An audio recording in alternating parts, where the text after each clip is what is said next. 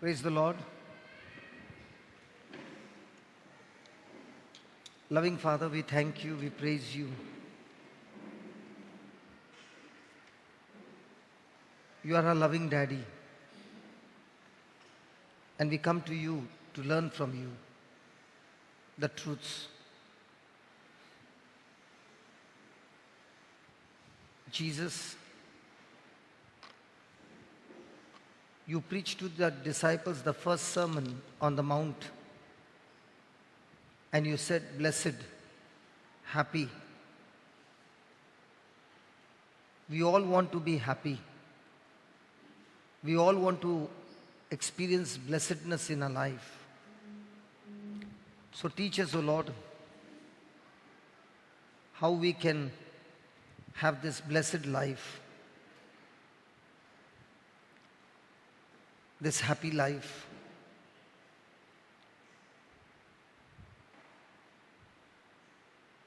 Reveal to us through your word.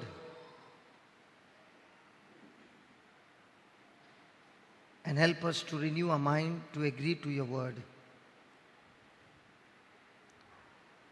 That even though at this moment there is no happiness, but as we renew our mind and apply your word in our lives, we will experience happiness that you are talking about. Help us, O Lord, to understand this truth. In Jesus' name we pray. Amen. Now this is what Jesus is teaching. His first sermon to the people. Something extremely important. That everyone seated here without a doubt wants a happy life. Everyone wants to experience blessedness in their life. But yet we find that the happiness is missing, the blessedness is missing, and we begin to wonder why.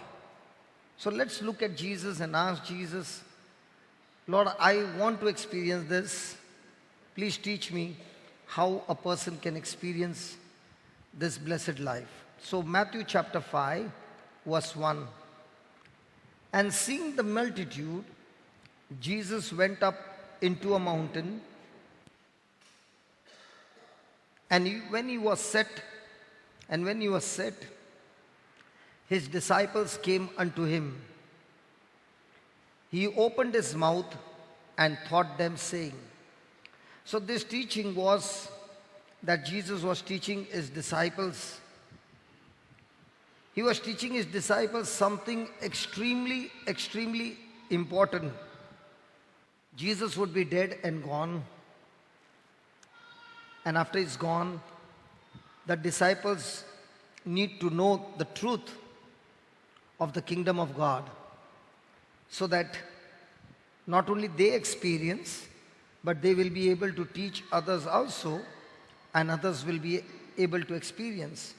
So Jesus is talking about the most important principle in the kingdom of God, that when a person applies these truths, that person will experience happiness in his life.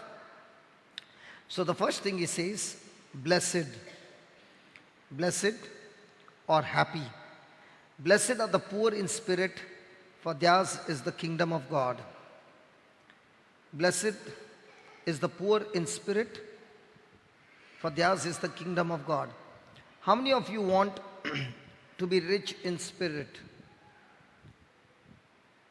Praise God. Now, when I said, how many of you want rich in spirit, you lifted your hands up because of your knowledge of being rich in spirit. But let me explain to you what is rich in spirit, and then I will ask you the same question. Rich in spirit is a person who is filled with pride, a person who says, I do not need God, a person who says, I am the Lord of my own life, a person who is depending on himself, who is self-sufficient, who is selfish, Such a person is rich in spirit and he says to God, I do not need you, I can take care of myself. Now, how many of you want to be rich in spirit? Good. The truth has set you free. Hallelujah. Now, what is the meaning of poor in spirit? The person who is poor in spirit is a person, no matter how much he has the knowledge of God, no matter how much relationship he has with God, no matter how much insight he has of the Word of God, he is still saying to God, God, I want more of you. He is in passionate love with God. He is never, never satisfied. He wants more and more of God. In other words, even though God feeds him, he says, Lord, I'm not satisfied. I want more of you. He's extremely poor. He's never full. He's saying, Lord, no matter how much you fill me, I still feel myself empty. I want more of you. So such a person is poor in spirit. And Jesus says, so is the kingdom of God. Theirs is the kingdom of God. So in other words, the first thing that the Lord says, that your happiness is not based on your circumstances. Your happiness is based on the attitude that you have in the midst of your circumstances. The circumstances are the same, but one person's attitude is rich in spirit, the other person's attitude is poor in spirit. The rich in spirit will not experience the things of the kingdom of God, but will surely experience all things from the kingdom of darkness. Similar situation, another person extremely poor in spirit, and that person will experience the presence of God and the things from the kingdom of God. That's why this sermon on the mount is called the Beatitudes. It means these attitudes are not formed by default. These attitudes are not gifts. These attitudes have to be labored. These attitudes have to be cultivated. These attitudes have to be developed. It is a training. It is teaching yourself how to develop these kinds of attitudes.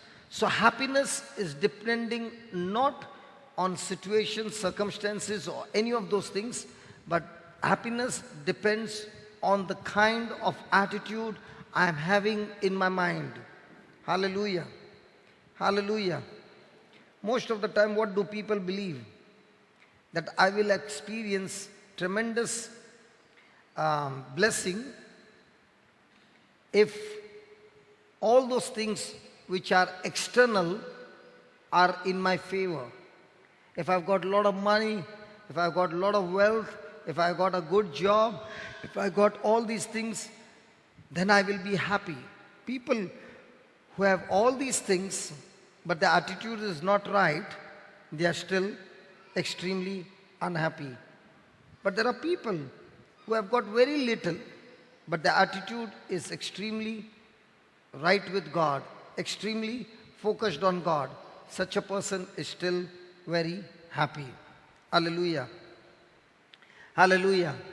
So when Jesus said, blessed are the poor in spirit, the first thing comes, how can a person who is poor be happy? He said, poor in spirit. Praise the Lord. Hallelujah.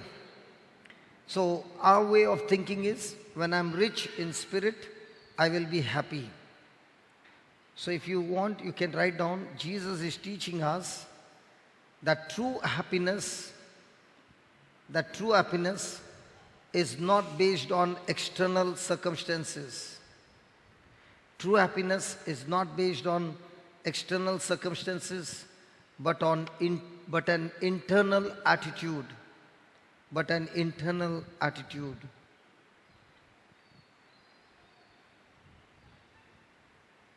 So, my happiness does not depend on right circumstances. My happiness does not depend on right circumstances, but on my right attitude. But on my right attitude.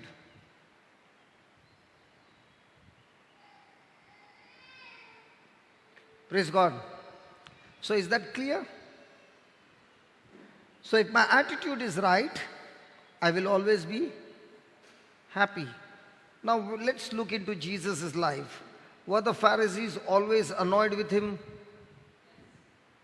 Now, did they all the time try to test him and try to trap him? What was Jesus' attitude towards them? Was he irritated by them? No. No matter what they did to him, his attitude was one thing, that he was in obedience to his Father and he walked in love. Praise God. So remember that circumstances will change. Today you got a good job. Tomorrow the job will go.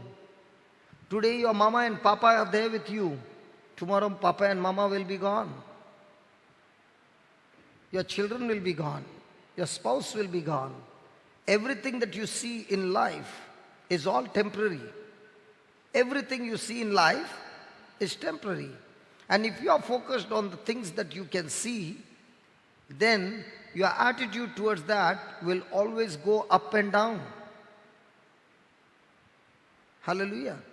Circumstances can change, and circumstances will surely change.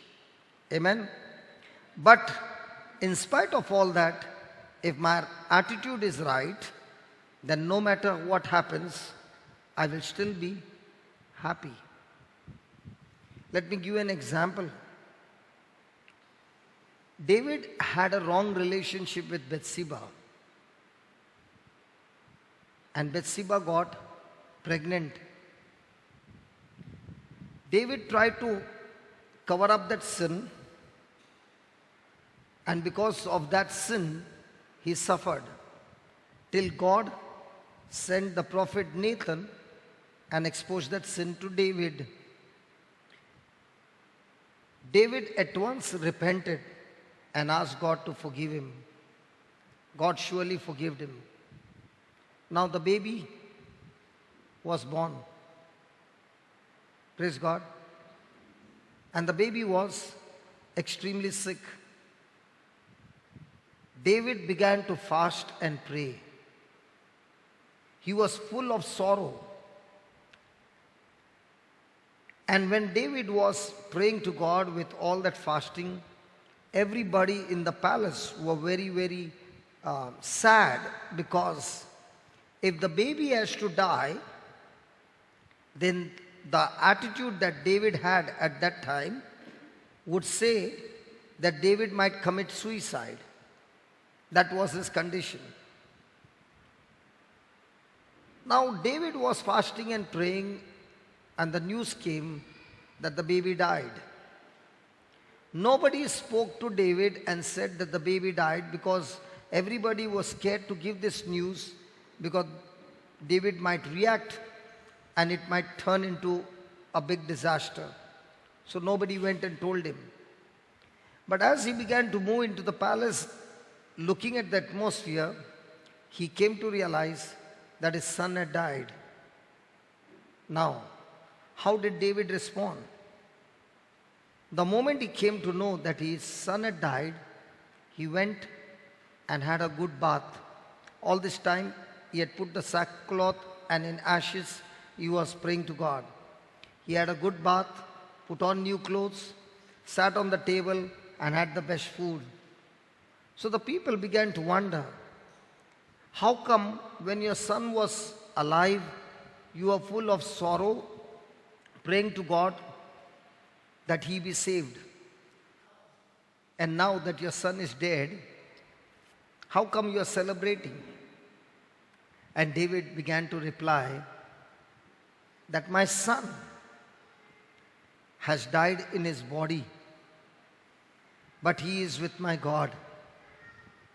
A day will come when I will surely meet him. But now only his body is dead, he is not dead.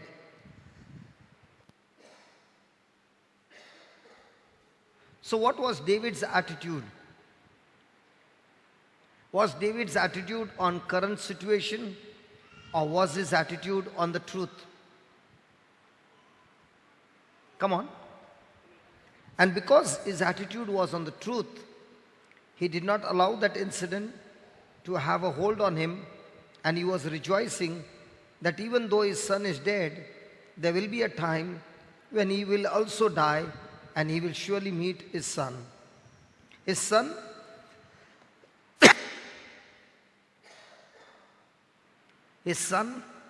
has not been separated from him forever.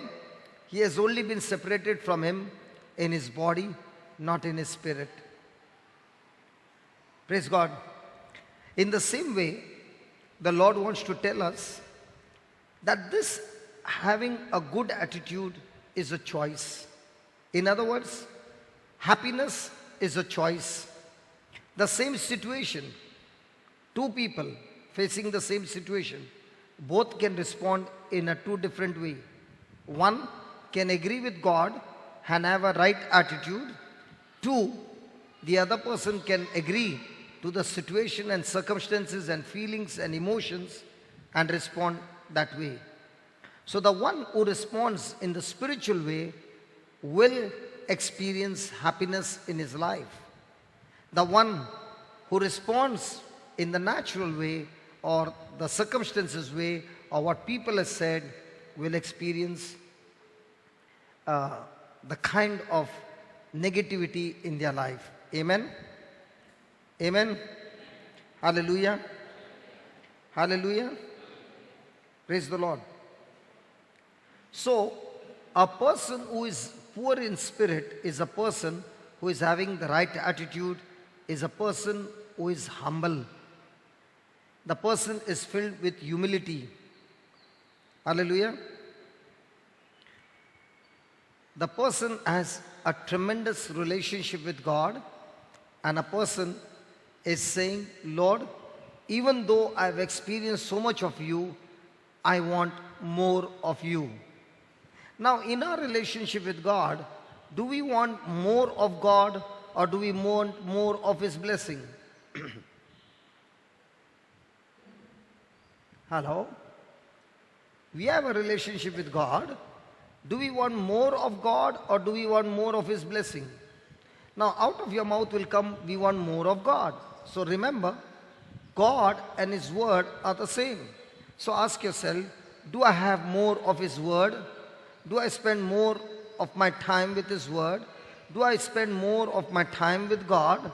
Because a person who is poor in spirit, he is always longing, how can I chat with God?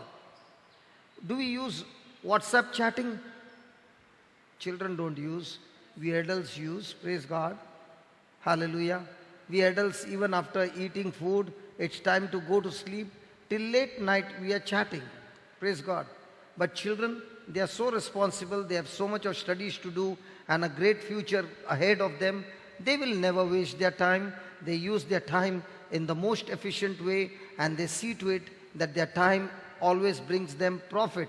But we elders, all the time wasting time, even when everybody is gone to sleep, we are still chatting. Why are we chatting? Because we want to spend more time with that person. So when a person is poor in spirit, he uses the Bible as a chat and starts talking to God through His word and through prayer. Praise the Lord. What happened to you all?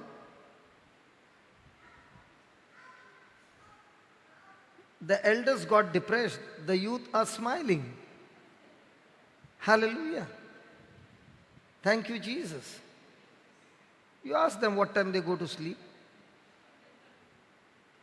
By 9:30 she's saying, 10 o'clock the light goes off. Chatting goes till 1 o'clock. Because chatting can be done in dark also. You don't require light. Hallelujah. So poor in spirit is a person who is filled with humility. Now what is humility? Write down, what is humility? Humility is not thinking less of yourself. Humility is not thinking less of yourself. It is thinking of yourself less. It is thinking of yourself less. It is thinking of yourself less. So most of the time we are thinking of whom? One honest child. Most of the time we are thinking about whom? Most of the time our prayers are about whom? So are you poor in spirit? A person who is in humility, he thinks about himself less. He does not think less that he is something lower. No, no, no. But he thinks about himself less means he thinks about his benefit less and he thinks about others' benefit more. Praise God. Hallelujah. The person who is humble says, I am not perfect. I have many weaknesses. The person admits that I do not have all the knowledge.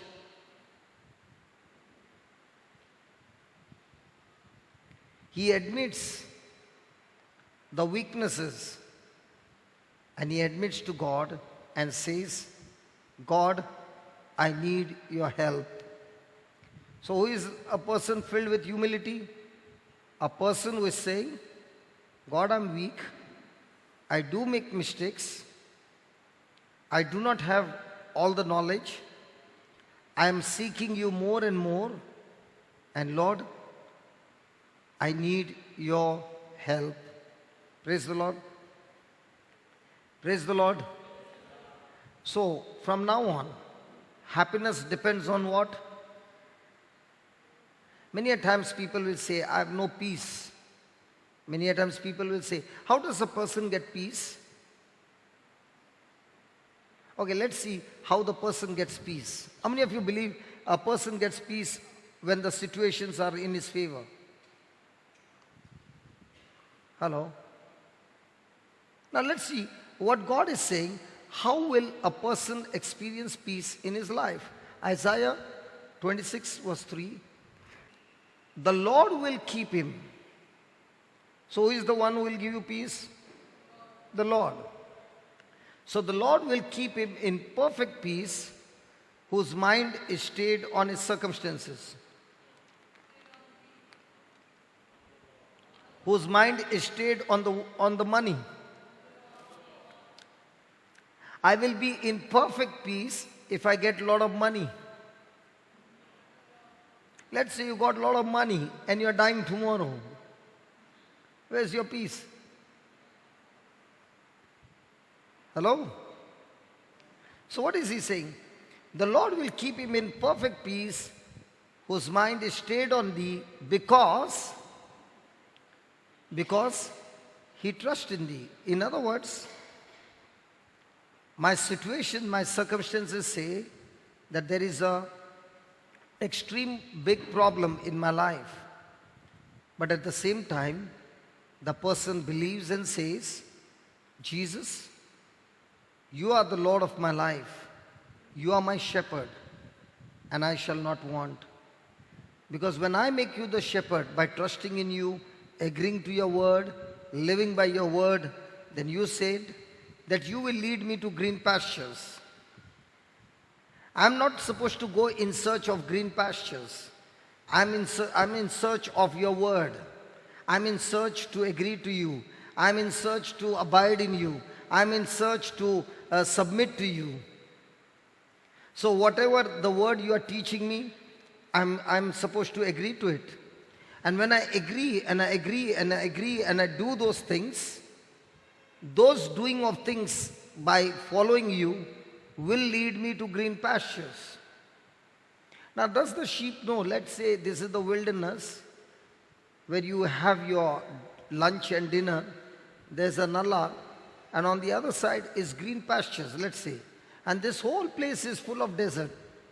The sheep are roaming here, thirsty, hungry, and there's no food, there's no water, and all that suffering. Now the sheep doesn't know where's the water, where's the green pasture. The shepherd knows. The sheep has been walking for a long time, really thirsty, really tired. And the shepherd says, come, let's go. And the sheep says, I can't come, I'm not walking one step ahead. Has the sheep come so close to the water? Yes. But can the sheep see it? No. But does the shepherd knows? Yes. So many a times in our life, we have come so close to a miracle, and that's the time the enemy has put such a pressure on our mind that we have quit. We have got frustrated. We have got angry.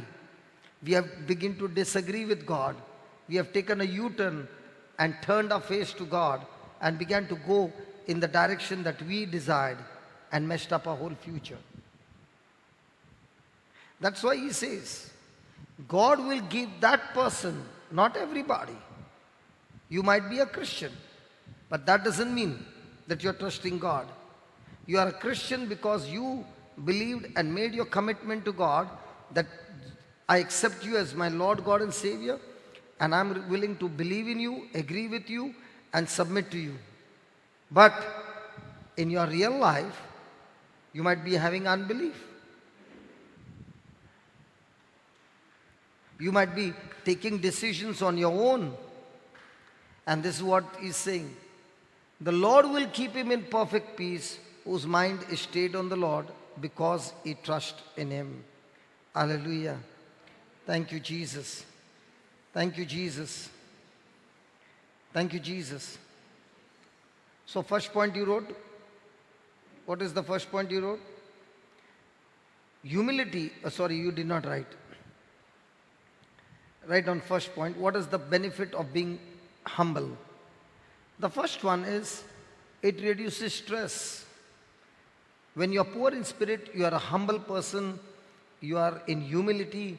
So what happens when a person is humble? It reduces stress. One of the example would be today there was no translator. I did not know where to get one from at the last moment. Praise God. So what did I do? Sit and worry? Or made a prayer? Did God answer the prayer? Was the problem solved? Was it done in a very beautiful way? The translation was good? Were the people able to hear it? Praise God. The problem got solved. Hallelujah. So when a person is humble, he's saying, I cannot do it. He's saying, I need your help. He is not self-sufficient. He is totally dependent on God. Hallelujah. So in other words, he's saying, Lord, I have the burden on me, and I know that I cannot carry it. So let me hand over the burden to you. And the Lord says, that's exactly what I want. I want you to depend on me. God is extremely, extremely pleased when we rely on him, depend on him for help. Hallelujah. Because when we do not ask for help, we are saying, I am the God, I am the Lord of my life. That's pride. Praise God. Hallelujah. Now, the day I think that all that is happening over here, I'm the one in charge, and I'm the one who is responsible, and I'm the one who is doing it, and I have to do it, and I have to work hard to do it. The day a person thinks that, he's saying that this is all happening through my strength, that person will be extremely stressed out. But the same situation, a person is saying, Lord, I don't know how to do it. You are the one who called me. You are the one who chose me. You are the one who started it small. You are the one who made it so big. And you are the one who is the boss. I'm looking at you to solve my situation. How? I do not know. I'll give you one incident that happened in this Africa. The Mass was going on, and I received the communion. And the communion was still being distributed And I was sitting there enjoying the nourishment of the body and blood of Jesus. And I just said, Lord, I received your body. I want to receive your blood. If only I could receive your precious blood, this priest could give me your blood to drink. And I said this, and I was busy praying to God. And I opened my eyes. Do you know what was happening?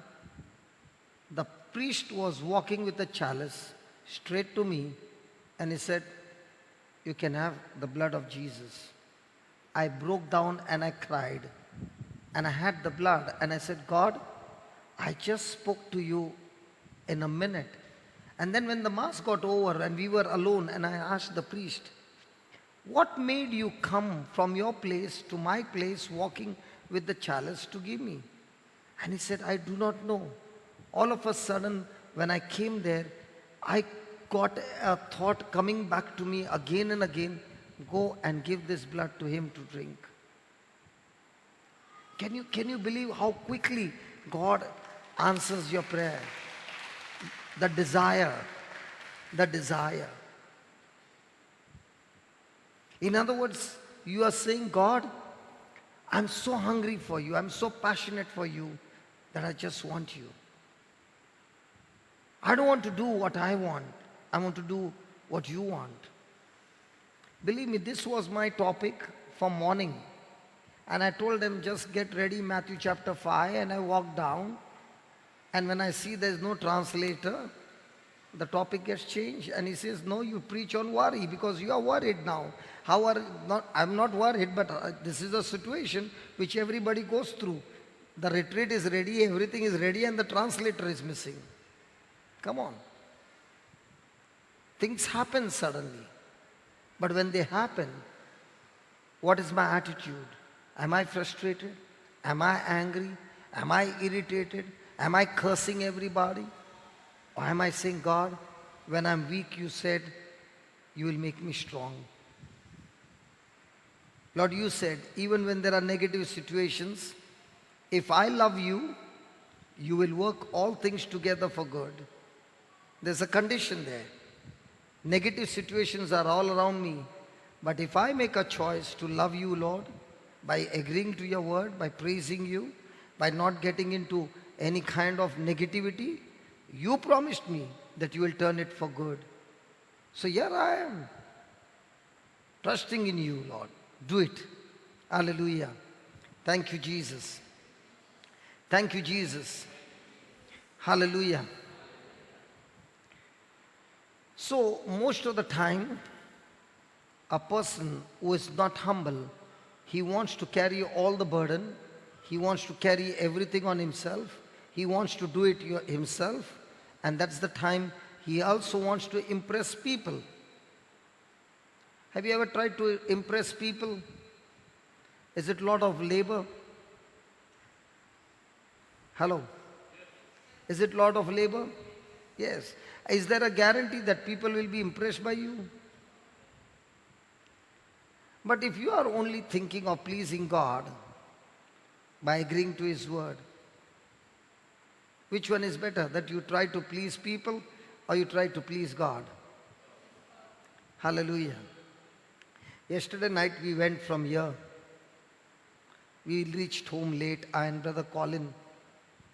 But there was one person who is always waiting in the house.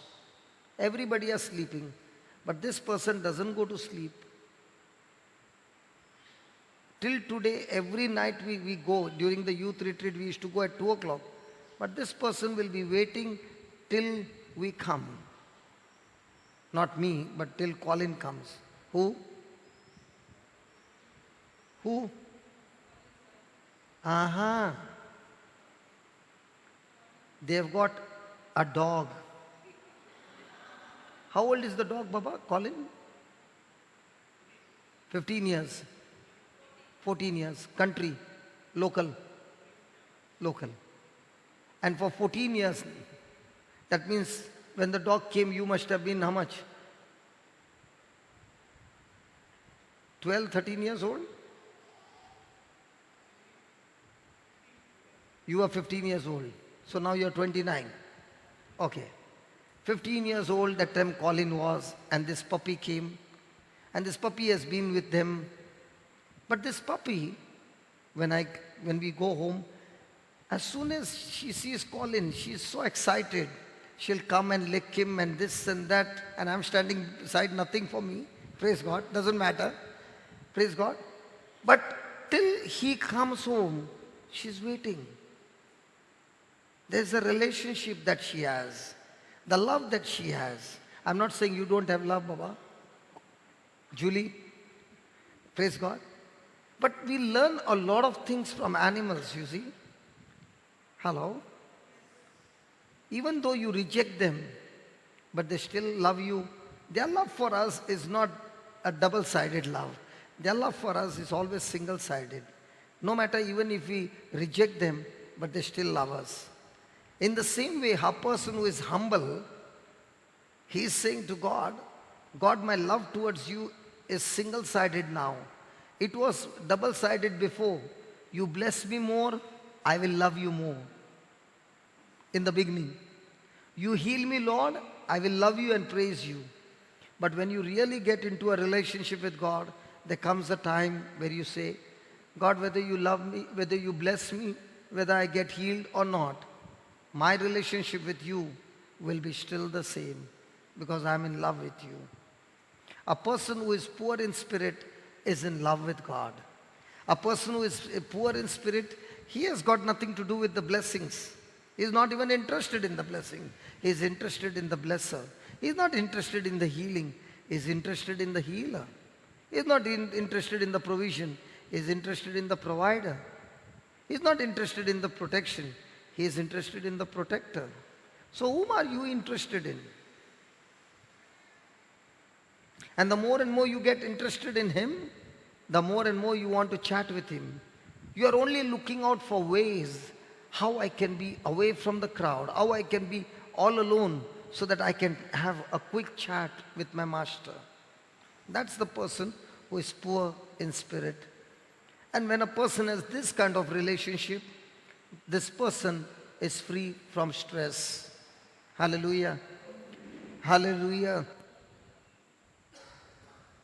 So, what is the benefit of being humble? A humble person will be free from stress. Thank you, Jesus. The second benefit of being poor in spirit, being humble, is humility improves relationship. Humility improves relationship.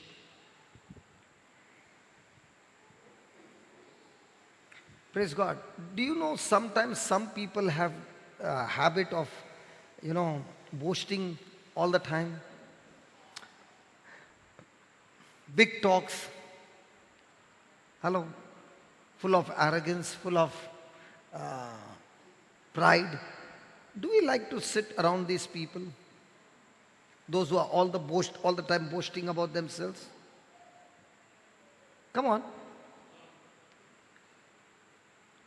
But what about a person who is humble?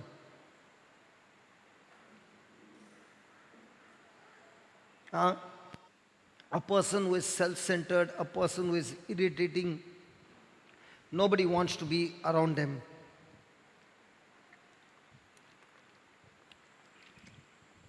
Because these people only make others unhappy.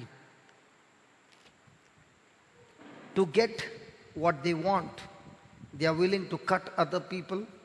They are willing to destroy other people just to fulfill their desire. Praise God. So a person who is not humble, to make himself happy, which he cannot be, he will do anything and everything to fulfill his desire, and in the bargain make everybody unhappy. But on the other hand, a person who is humble, people like to be around such people. You know why? Because these people think less about themselves and think more about others. Excellent example in the wedding of Cana. Everybody is enjoying. Everybody is enjoying. But there is one lady who is seeing that this family is in trouble because the wine has got over. Now she could have said, what's that got to do with me? Anyway, it's not my son's wedding. Hello? She had nothing to do with it. But when she saw somebody in trouble, what did she do? She went and told her son that they need wine. A humble person is all the time looking for opportunities or making opportunities how to help somebody by using your resources so that others' problem be solved. And when a person begins to do that, his relationship with God and with others becomes more and more stronger. Praise the Lord. Am I giving you all the bad news? So why are you looking at me so depressed?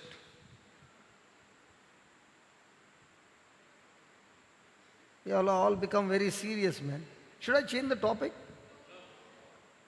Because, everybody wants to be happy. It might be you came for this retreat and you're saying, brother, I've got so much of unhappiness in my life. Okay, here is God giving you the solution. You mean to say I'm already in trouble and you want me to go and solve somebody else's trouble using my resources? Yes, that's exactly what I'm saying. Because when you sow your seed to get somebody out of trouble, God is using somebody else to plant their seed to get you out of your trouble. See, now when it is about getting you out of your trouble, the clapping is there. But when I was talking about you planting the seed to get somebody out of trouble, clapping is not there. Don't misunderstand me. It's always an attitude about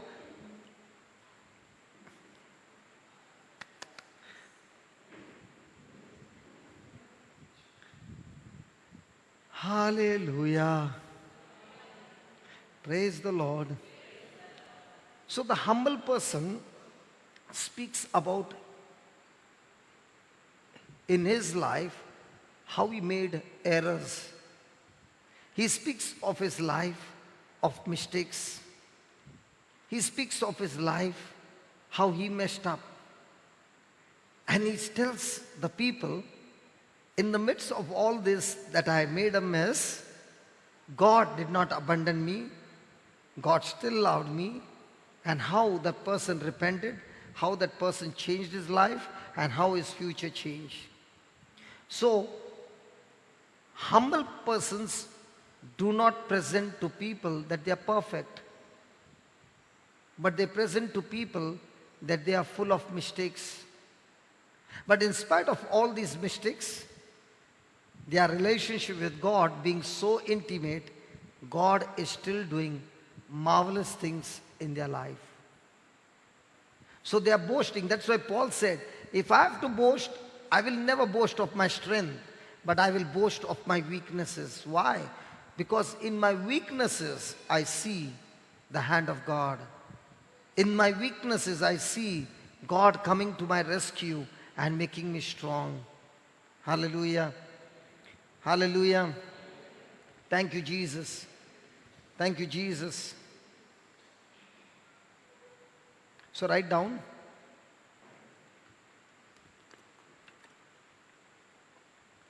Humble people are interested in other people's benefits. Humble people are interested in other people's benefit.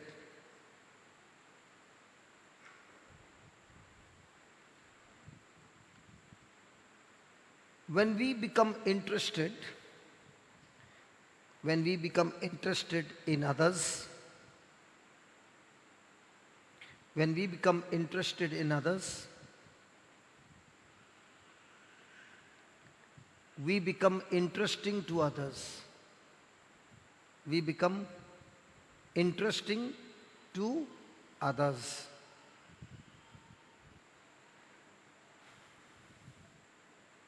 Praise God. So the more and more you are interested in solving other people's problem, Now you are extremely interesting to others. Others want your friendship. Others want to spend time with you. Others feel extremely comfortable. Others are feeling extremely encouraged because of your attitude. Even when somebody has done wrong, you do not tear them out. Now there was a person in the evening. This person came from Kuwait, and from the time he has come, is only drinking and drinking and drinking and drinking. And the family said he is going on drinking and drinking and drinking. And when I saw him, I did not say how much you are drinking or condemned him. I just hugged him and I said, you know what? Jesus loves you. And I know it's difficult for you. You got that weakness. But if you and I can pray to God and ask the Good Shepherd to help you and set you free, if you can ask Him, He will surely help you. And we began to pray. And as we began to pray, the anointing just came on him, and he was here for a long time, extremely long time. He was shaking this side, that side, and I was saying, Holy Spirit, I don't know what's happening, but one thing I know, that you are in charge, and I want you to take charge over him permanently. And I know, Lord, that what you have begun in his life, you have set him free, that he will not fall into the trap again. Praise the Lord. Hallelujah. So, in this life, we will get people who have messed up. We will get people who have made mistakes. Now, we will see that the area where I am strong, I can find somebody weak in that area. For example, all you wonderful ladies, you all don't have a habit of drinking. So you are very strong. You can keep all the colored waters, not waters, you know what I'm talking about. It doesn't affect you. But there will be another person who is extremely weak in that area. And you can condemn him, you can point finger to him, you can judge him. But there will be other area where he is very strong and you are very weak. Might be he has got no jealousy at all, and you got extreme jealousy. You can't see any person growing, you cannot see any person being blessed. You get tremendous jealous. You get terrible sadness and sorrow when you see somebody being blessed. Now that's your weakness. Praise God. So none of us seated here are perfect. But when we see somebody who has made a mess, we can quickly condemn them, we can quickly judge them, we can quickly point finger to them. But a question is, do we know what kind of circumstances that person is going through? What kind of situation that person is going through? Or can we just take for a moment and say, can I just exchange my position? I take his position, he takes my position for 2 hours, and let me see how I will be able to take it.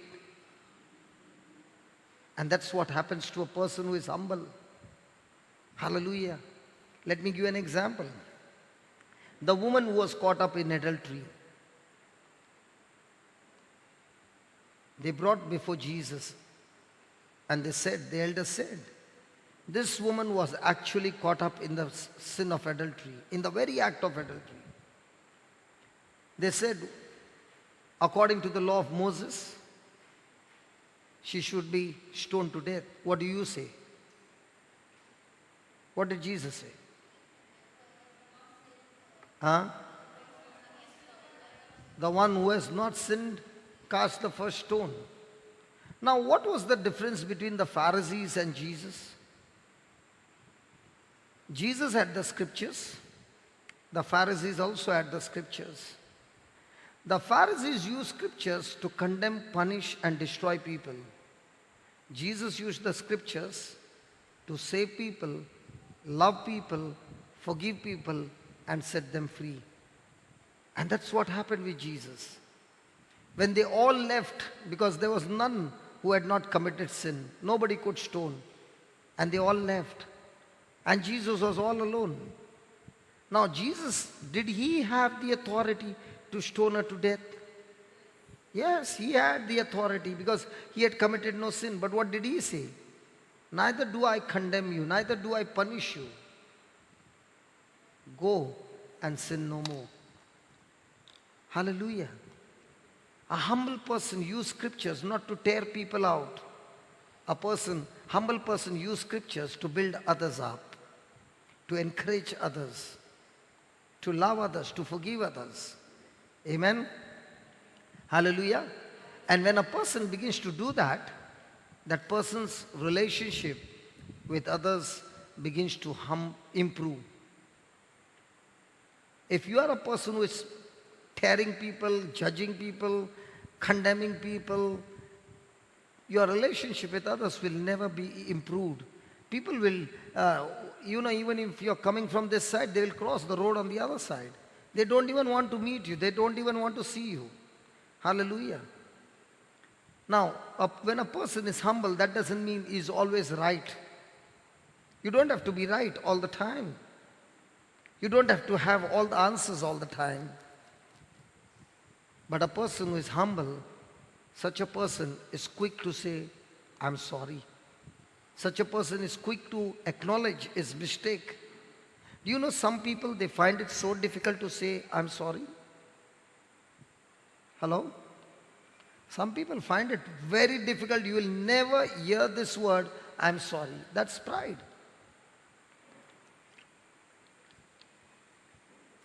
The humble person will quickly say, hey, I'm sorry. I know that I've made a mistake. I've messed it up. Praise God. So when a person is humble, that humility will bring change. Humility changes things. Humility changes things. Humility changes relationship. Humility changes things. Humility changes relationship. It changes our relationship with one another. It changes our relationship with one another. And it also changes our relationship with God.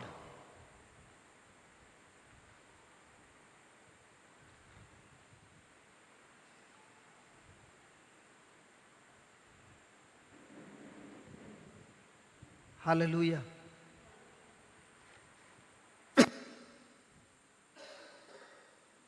There are sometimes you hear people saying, nobody loves me. Nobody cares for me. I'm feeling so lonely. Dogs also come to hear my teaching. Hallelujah. There are some mosquitoes also come for the retreat. So don't worry. All are welcomed in this house. Hallelujah. Thank God snakes don't come for the retreat. During the youth retreat, the snakes were brought for the retreat. They enjoyed the retreat and then we let them go. Hallelujah. Praise God. Okay, let's go to 2 Chronicles chapter 7 verse 14. If my people, which are called by my name, shall humble themselves. What is the meaning humble themselves? Humble themselves means they are willing to agree with God. They are willing to submit to God. They are willing to obey God.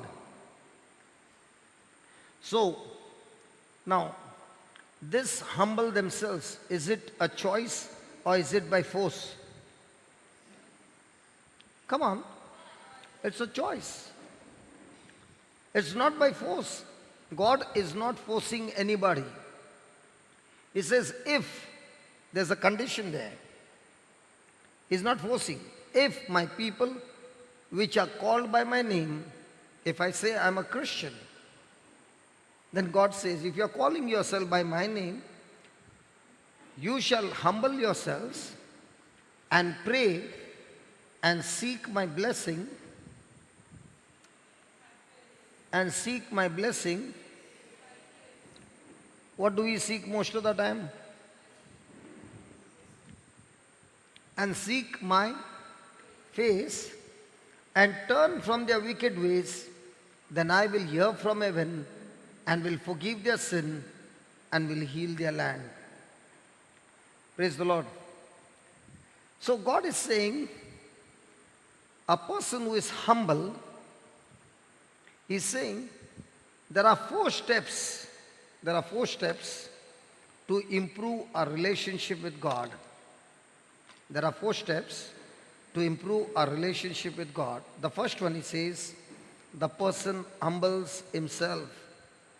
Means the person is willing to agree with God. No matter what my relationship has been in the past, God is giving us an invitation and saying, if you want your relationship to be improved with me, I want you to do 4 things. First, humble yourself. Now, let's take, how many times I have to change your place? Get up from there.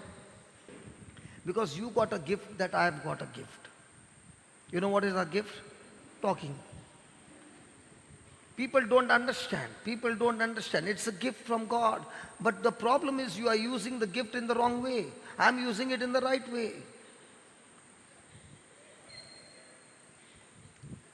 Praise God. Where was I?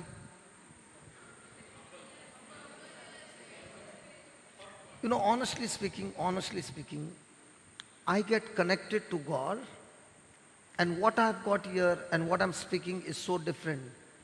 When such things happen, it gets so disconnected that I do not even know where I am. So what God wants to give us, that distraction disconnects it. Okay, where was I? Yeah, if my relationship has been bad, and I said the example of humble is Mother Mary. The angel Gabriel comes and tells her, you will have a son. You will name him Jesus. He gives all the detail.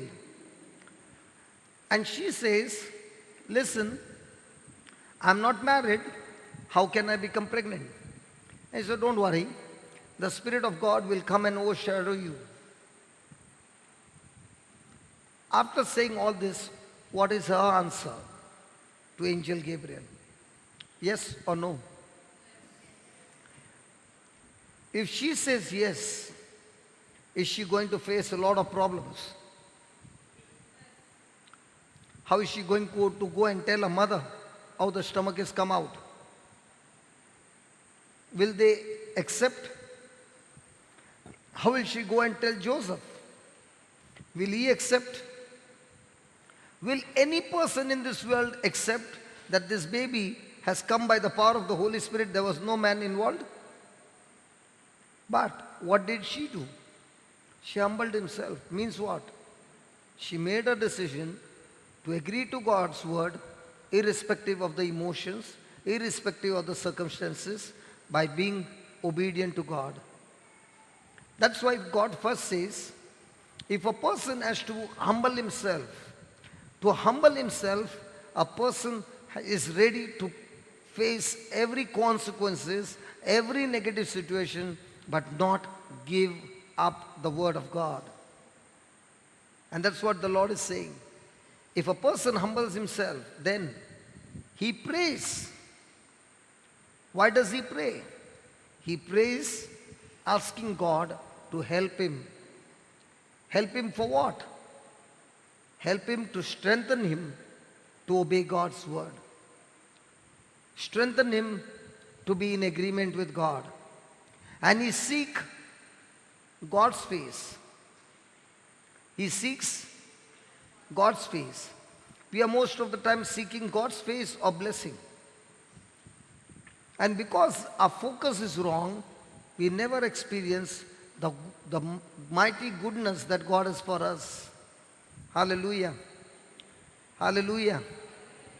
When he does these 3 things in his life, he reaches a position that his heart, his mind, his whole being is captivated with God's presence, that now he's saying, I do not want to commit those sins that I was doing before. I turn myself from the wicked ways. So the first, second and third will empower you to do the fourth one.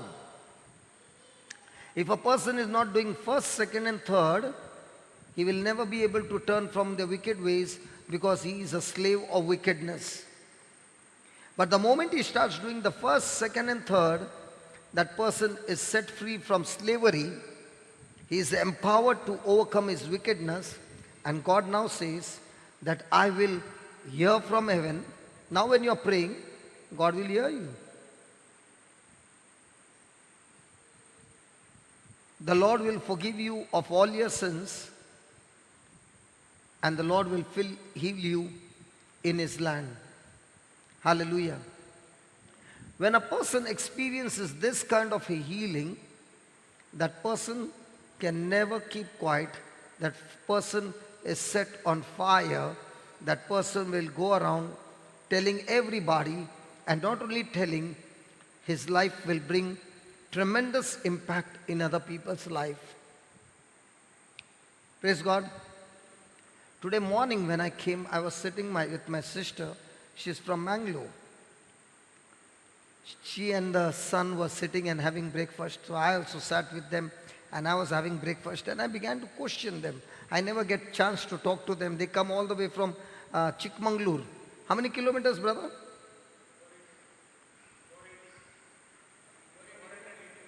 418 only? Okay, not going from Mangalore then Chikmagalur? No, okay. So, they come from there.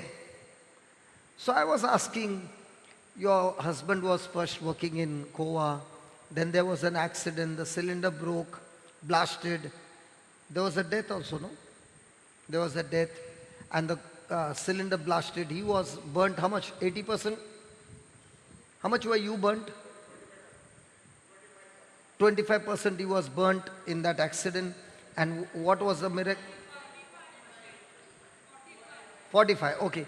45% he was burnt in that accident. And what was amazing is that he survived the accident. The cylinder blasted and he was in that room. And when he was burnt, what amazed me was he would come here for the retreat with all the wounds and sit here and listen to God's word. The more and more he began to hear God's word, the Lord began to bless him. A person who was working now got a plot of land in Chikmagalur. God began to bless. And I was talking to sister, I was saying, how is the coffee estate going on? She said, from the time we have taken the land, God has only been blessing and blessing and blessing and blessing. Then I said, what is your husband doing? She said, from the time the Lord touched him, he is in the estate, looking after the estate, but he is also going around preaching the word of God to the simple people who are uneducated, who are simple. First of all, in the estate, by his action, going to the neighboring places by preaching the gospel. Now, how did he get that? He was burnt. He got healed. He could have said, God, thank you very much. See you. Next time I'm in trouble, I'll call you. Bye-bye. That's one. Two, he got the taste of the Lord in such a way that even he is such a far distance, he wants to come to experience more and more of his word. Today they are not coming for healing. Today they are coming that God teach me something more that I can learn, apply it in my life and go around and tell others. Any person who is doing these four things, God says your relationship with him will be extremely, extremely intimate. And let me tell you, how do I know a person has got a great relationship with God? When that person's relationship with others is extremely great, that means his relationship with God is extremely strong. Because if your vertical relationship is not strong, you can never ever have a horizontal relationship with others. Because when your vertical relationship is strong and you want to give back to somebody on your horizontal relationship, the one who is on the vertical, that is God, will tell you, but the word of God says, love your enemies. The word of God says, bless those who curse you. The word of God says, come on, go and do something good for those who hate you. Come on, Lord, I'm doing so many good things and this person is coming and stopping me from doing good things. Pray for those who persecute you. Hallelujah. So what will humility do? It will help you to build up your relationship with God. And the more you develop your relationship with God by being humble, agreeing to God's word, by default, your relationship with others will begin to change. Hallelujah. Hallelujah. Thank you, Jesus. When we were in Africa, there was another couple who had come with us. This couple were working in Dubai, having a good job and everything, car, money, good, everything. All of a sudden, God touched them and they gave their life to Jesus. They sold everything and they began to go to different parts of Africa, different parts of poor places like Arunachal Pradesh, Assam. And they go for 1 month, 2 months, and they live with these Adivasis. They begin to learn their language a little bit. They preach to them the word of God and all this. So when we were sitting there, had breakfast, I have come back from Africa. They are still there. They are there for 1 month. At breakfast table, the bill came. And this person had already put the money. So I acted my old self and I just went with my body language. He got scared. I used to be on street fights and I just pretended to him and I just pounced on him and I said, don't you dare get that money. And then he got scared. He said, okay, okay. And I said, listen, I was just acting, but this is what I was. Praise God. Hallelujah. What I'm trying to say is, that was my attitude. But as I began to humble myself with the word of God, this word of God changed my attitude, changed my nature, changed my actions. And my relationship with God began to grow. In those days, there were only fights. Now people are attracted. They want to hear from me. How did it change? When my relationship with God grew. Hallelujah. Hallelujah. All those who are sleeping, say loudly, hallelujah. Good. Praise God. Now they know what's happening in Goa. All those who are sleeping, say hallelujah. Yeah, still there. All those who are sleeping, say loudly, hallelujah. Yeah, now it's more there. All those who are sleeping, say loudly, hallelujah. Yeah. How many times to repeat? All those who are sleeping, say loudly, hallelujah. Now you are doing purposely. Okay. Third one. Humility releases God's power. Humility releases God's power. When you are poor in spirit, you are filled with humility, and that releases God's power. James chapter 4, verse 6.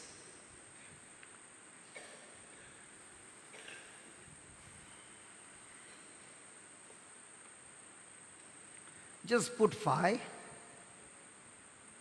5. Okay, 6. God gives more grace. Therefore, he said, God resisted the proud, but gives grace to the humble. God resists the proud, but gives grace to the humble. Do we all want to experience God's strength and God's power in our life? Hello? Now what is God saying? Does he give grace to the one who is filled with pride? Hello? A person who is all the time thinking about himself is a person with pride. And a person who is all the time thinking, how can my life be a blessing to others and bring some benefit and some comfort to others, is a person who is humble. So who are the ones who experience the strength of God? In this today's world, if you are humble, what do they call that person? Hello? In this world, you must show your power, man. You should show your strength. You should show your intelligence. You should show your capacity. You should show all those things about yourself. But in God's kingdom, He says, you got to be humble. You got to be saying, God, I'm weak. I need you. I need your help. And God says, I will surely give you my grace. That's why we find in the life of St. Paul, he was all the time boasting of his weaknesses. Why was he boasting of his weaknesses? Because he began to realize that when I'm weak and I ask God to help me, help is always on the way. Because God has promised He will give grace. Now grace is what? What is grace? God's willingness to use His power, God's willingness to use His power, His ability on our behalf, even though we don't deserve it. It's grace. Hallelujah. So when you are humble, God is willing to use His ability on our behalf. Hallelujah. Thank you, Jesus. So this spiritual power is given to everyone who are humble.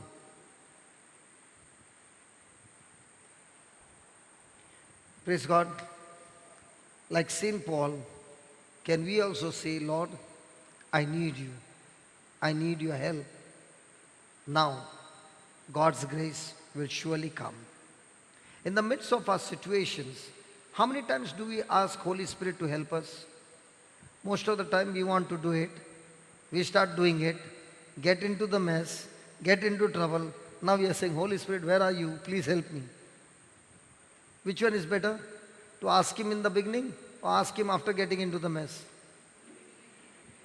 And God is extremely, extremely delighted and excited when His children are all the time depending on Him and asking Him for help. He wants us to ask for help, because when we ask for help, He is willing to intervene. If you are not going to ask for help, He will not intervene, because He has given us the freedom of choice. And in the midst of that freedom of choice, He will not interfere. And that's why a person who is humble is all the time asking, God, I want you to interfere in this situation. I want you to take over this situation. And such a person experiences happiness in his life. Praise the Lord. Thank you, Jesus. Praise you, Jesus.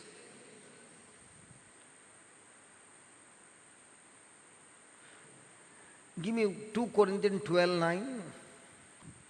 And God said to me, my grace is sufficient for you, for my strength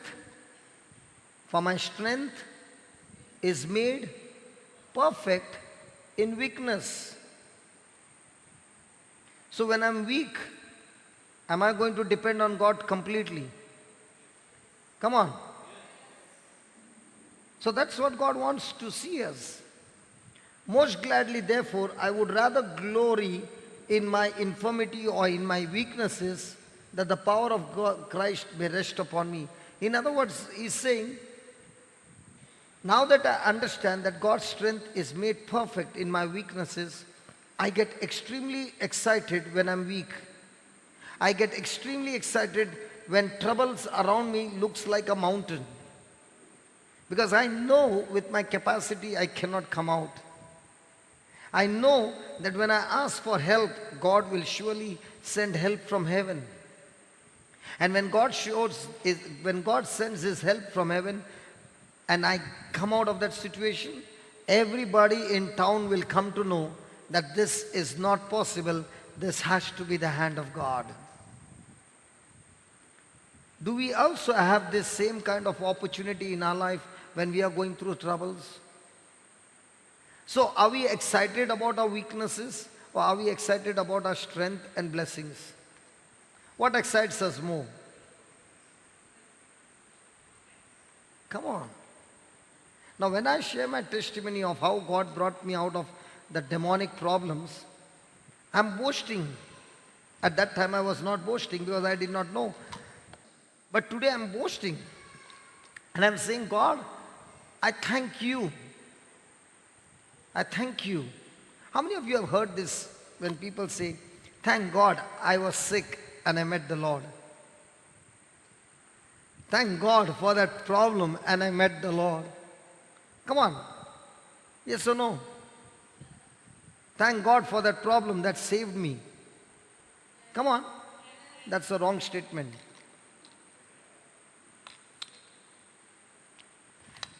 Now somebody will say, how do you say that? Haven't you met the Lord when you were in a mess? Aha. See, when I was in a mess because of my own wrongdoing, right? That wrongdoing had not only brought me into a mess, it was taking me on a journey of death. Agreed? Hello, agreed? In the midst of the journey of death, somebody God sent to preach the gospel. Right?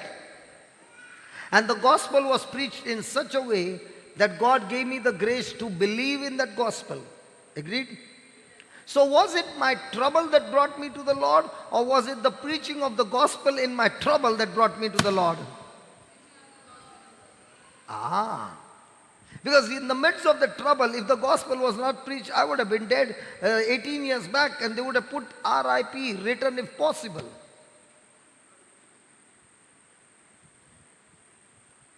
Because there is no question of rest in peace, because I had made my whole soul into pieces, having nothing to do with God. There wouldn't have been rest in peace, but there would have been return if possible. Hallelujah. Hallelujah. So, did your trouble bring you closer to God? Trouble led you on a journey of death. But in the midst of trouble, God brought somebody who preached the gospel to you. And that preaching of the gospel changed your direction. You believed, you humbled yourself, you began to pray to God, you began to seek God's face, you got out of the wicked things, confessed, repented, and then everything in your life changed. Amen? Did it happen that way? Yeah. Hallelujah. So, God's strength is perfected in my weakness means when I'm weak and everything in my mind is saying it's over, at that time I seek God, His word, and begin to agree to His word. Only those people who do that experience the grace of God. Let's say I was in the same situation and nobody had to preach me.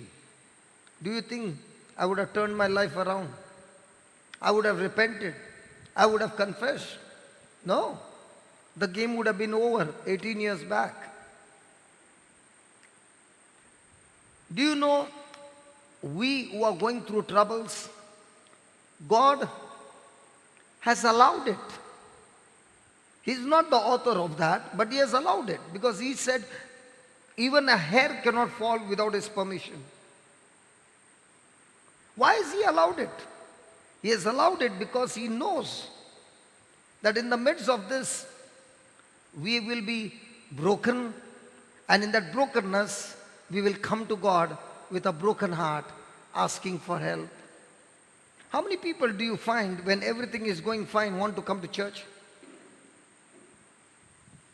And how many people, when everything is fine and money is in plenty, want to go to the club?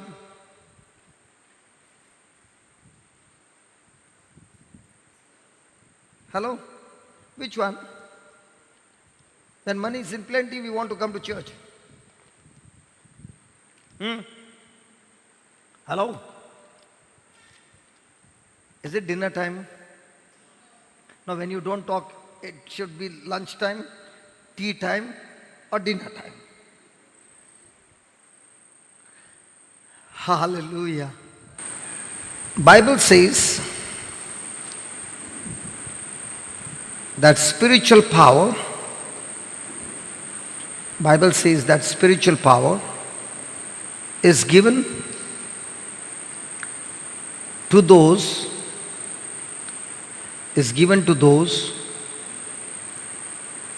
who walk humbly before the Lord. Who walk humbly before the Lord.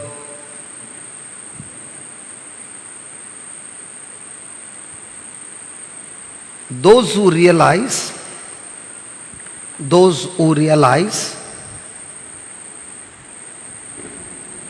that they need to depend on God.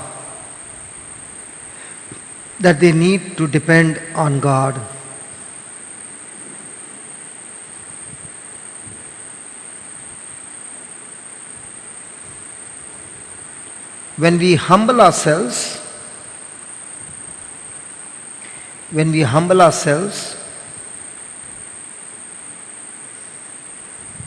God strengthens us.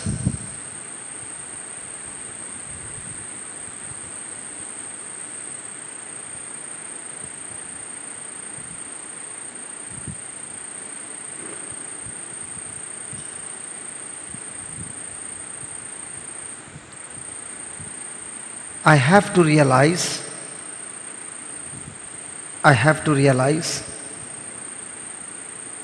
that I am where I am. I have to realize that I am where I am, not because of who I am,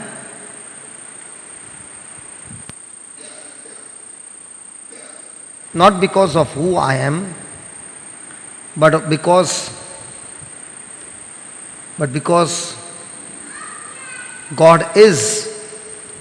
because God is who He is.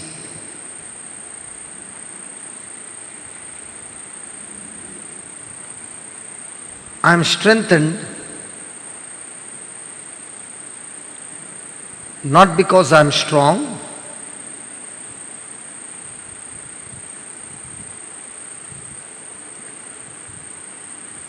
not because I am a great person, but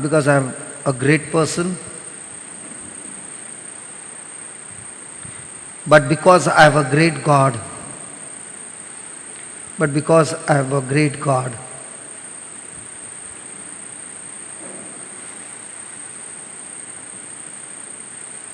God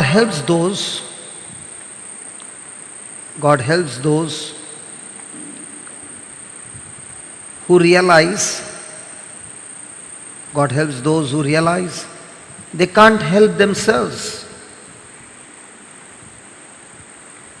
God helps those who realize they can't help themselves. He expects us to do our best.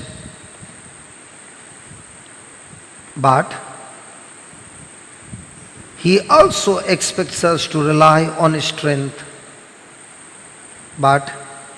He also expects us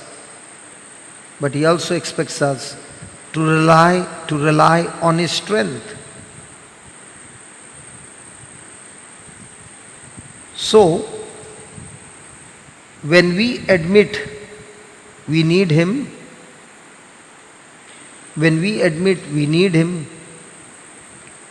He steps in.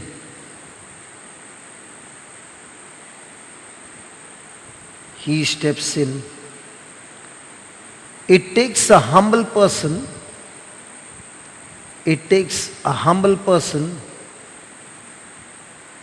to admit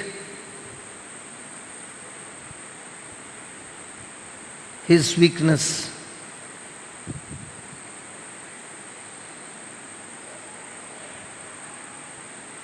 Praise the Lord.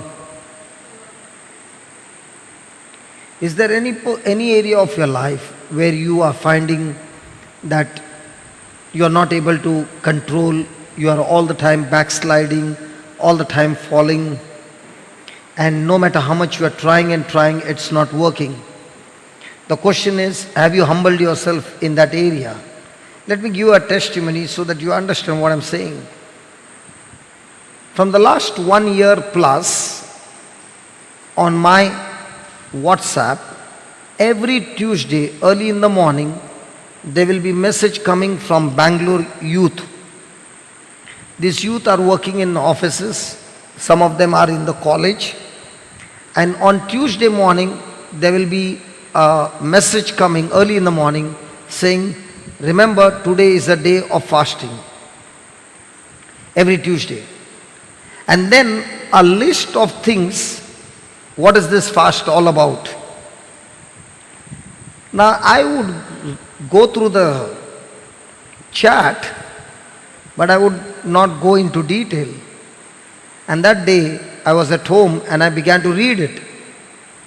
And on the first point was, we are fasting for those people that God has put in our life who teach us the word, who discipline us, who are like spiritual parents for us, who have been taking care about us, comforting us. We are fasting for such people for protection and all this. And when I read that, I began to cry and I said, God, these are the children who have been fasting for me for the last 1 year. Not only for me, the others, elders in the team. And here I am, feasting all the time. Praise God. So much feasting that I have become now 95 kg. Praise God. Hallelujah. Trying my best. And I said, God, you know that I want to fast, but the desire for food is so extremely high that I just can't fast, even one meal. And I began to cry and I said, God, if you can give me the grace, I want to fast. And I began to pray and I said, I can't fast, please help me. Holy Spirit, please help me. And I said, Lord, I believe now that I've made a prayer and I've asked for you to help me. I'm committing myself to you with your help that I am going in for 1 month fast. Praise God. And during the youth retreat also I was on fast, and it was after the youth retreat that I finished my fast and I went to Uganda. What I'm trying to say is, a person who could not fast one meal, but when he prayed and said, God, I'm weak and I cannot do it, please help me, instantly he gave me the grace that when I would see the best of the food, that the most desiring food I would see on the table, and there would be no desire to eat. Now when I'm talking to you and I'm remembering those dishes, my mouth is already full of water. Praise God. Hallelujah. But at that time, when I was under grace, there was no desire. Hallelujah. So when you are fasting with your strength, it's not a fast. But when you are saying, God, I'm weak, please help me. Praise God. Now you are in the supernatural. If this was possible for fasting, can it be possible for any area where I keep on missing the mark, where I keep on falling into sin?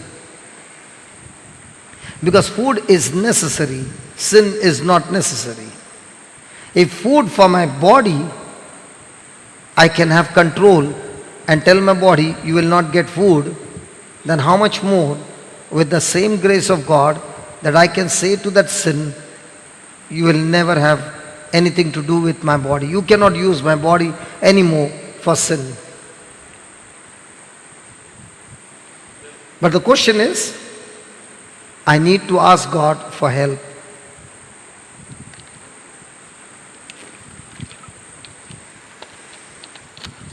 Many of you have not seen me drinking water, right? God wants me to drink a lot of water now. That too in rainy season. How does He do that? My throat goes dry, so I have to make it wet. If I don't make it wet, I start coughing. Praise God. So this coughing has also helped me to drink plenty of water. Praise God. Isn't that good news? Now, is the cough irritating me? No, I'm enjoying it. I'm drinking plenty of water. Praise God. Change of attitude. Hello? So write down. Is there any area of our life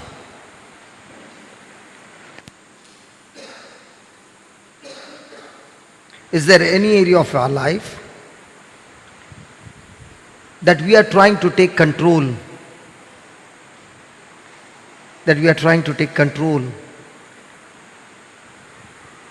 And it's just not working.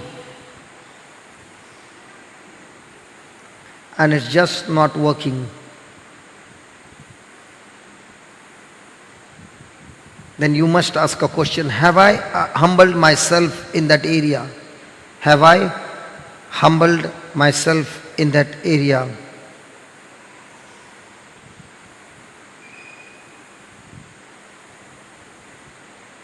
Have I admitted to God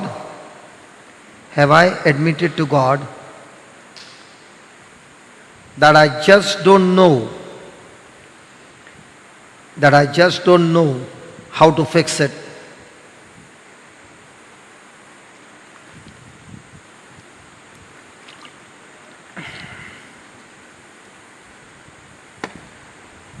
Tell God that it's not working.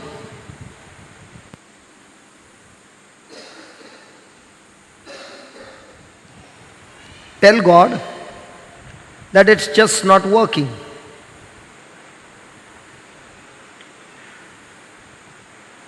And you don't know what to do.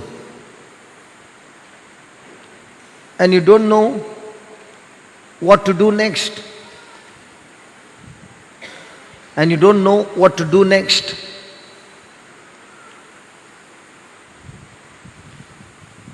Humble yourself before Him.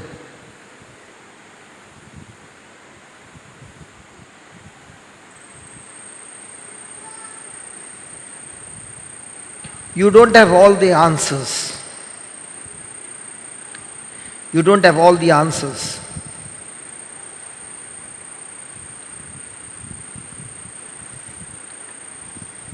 You are not supposed to. You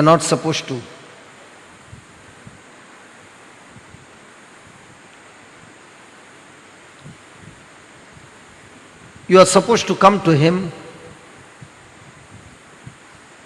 You are supposed to come to Him humbly.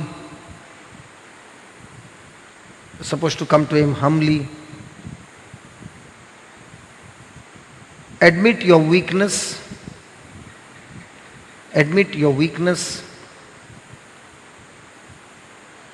And ask Him for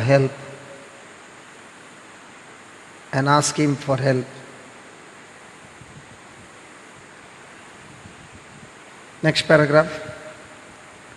Humility brings strength.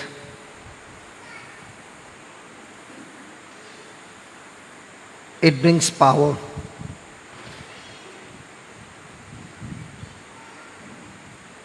It brings happiness.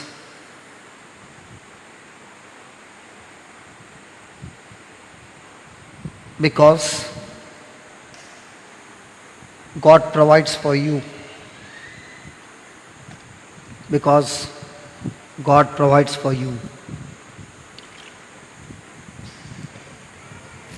What you cannot provide for yourself. God provides for you what you cannot provide for yourself. God gives grace to the humble.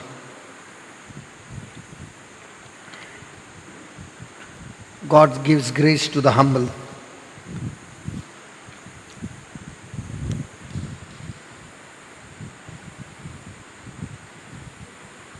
Praise God. So you wrote, God's grace is perfected in weakness.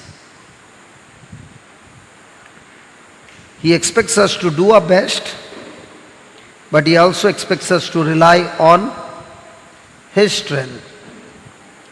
And when we admit that we need Him, God surely steps in.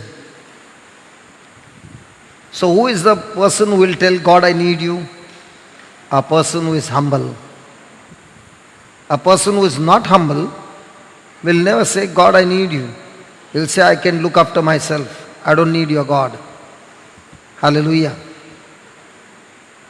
So, do we all agree that in our life, every one of us, without an exception, in our life there is some areas where we know that we keep falling? Come on, we all know our personal life. Come on, yes or no? And we have been working on that area many a times, trying to have victory over that area. We get that victory for some time, and that victory is because of our willpower. Because we are using our strength to do it. And then we find we have fallen again.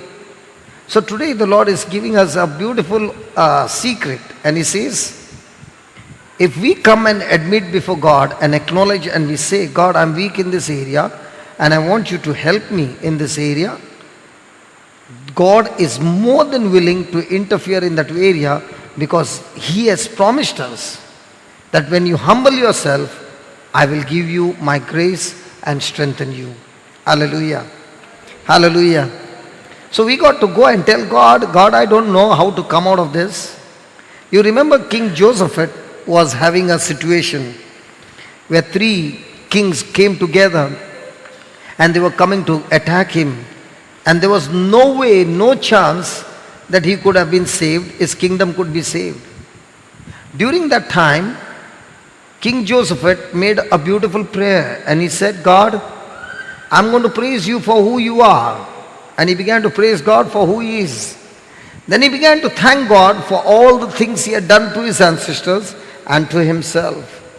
After praise and thanksgiving for such a long time, he used just 2 lines to tell God what was his problem. And after he said about the problem, he admitted with his own mouth and said, God, what is happening in my life, I want to tell you that I'm extremely powerless against this enemy. I cannot stand before him at all. I'm just powerless. I don't know what to do. But God, I'm depending on you. My eyes are fixed on you. Did King Joseph humble himself before God? He was a good man. He was a good man. He was a man of God. He quickly humbled himself before God and said, this is the problem and I don't know how to fix it, and I don't have the power to fix it, and I don't know how to come out of this situation and all that. And what did God say? He said, listen, King Joseph, this battle belongs to me. Now, when will God say the battle belongs to Him? When you humble yourself, you are saying, I can't fight this battle. This is too big for me.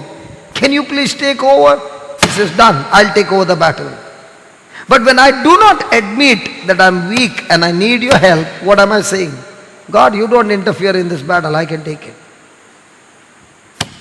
And then we go and fight the battle in our own weapons and all that, and we come back what? Victorious or broken into pieces? Hello? So now you see, we read that passage and we say, wow, King Joseph had got the victory, God did a miracle. Listen, before he could do that, there was something that King Joseph had to do. In the same way, there are things that God is expecting us to do first and depend on Him. And God gives us an assurance that He will not only strengthen you, empower you and give you the victory. Amen. So is it an advantage to be humble? But in this world, when you humble yourself, do you look like a fool? Come on. Do you look like a fool? Yes, you look like a fool. But when the fool begins to pray and humble himself and agree to God, everybody calls him a fool. But the day when God's glory begins to manifest, those who are calling him fools are saying, oh my God, what he was saying was so true. We have been fools all these years. We have been showing all our strength and all that, and we are in a mess. And this person who looks so simple, who looked like powerless, look at him, what the Lord has done. Hallelujah. So when we realize that being humble brings blessing after blessing in our life, it makes a big impact in our life. Praise God. Please speak to the Lord as we worship the Lord. Talk to Him and admit your weaknesses.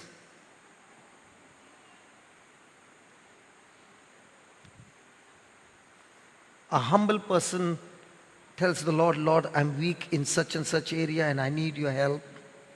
Talk to the Lord. This is a time of great blessing. I need you more than yesterday. More than yesterday.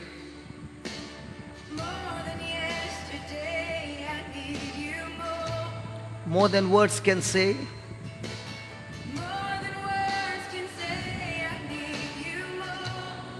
Than ever before.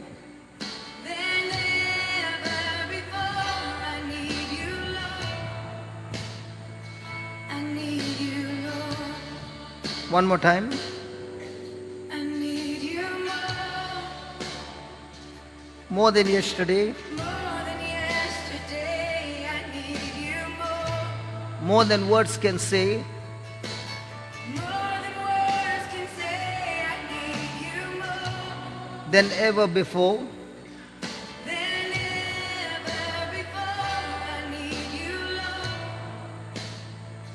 I need you, Lord. I need you more. Yes, Lord, more than yesterday. More than yesterday, I need you more. More than words can say.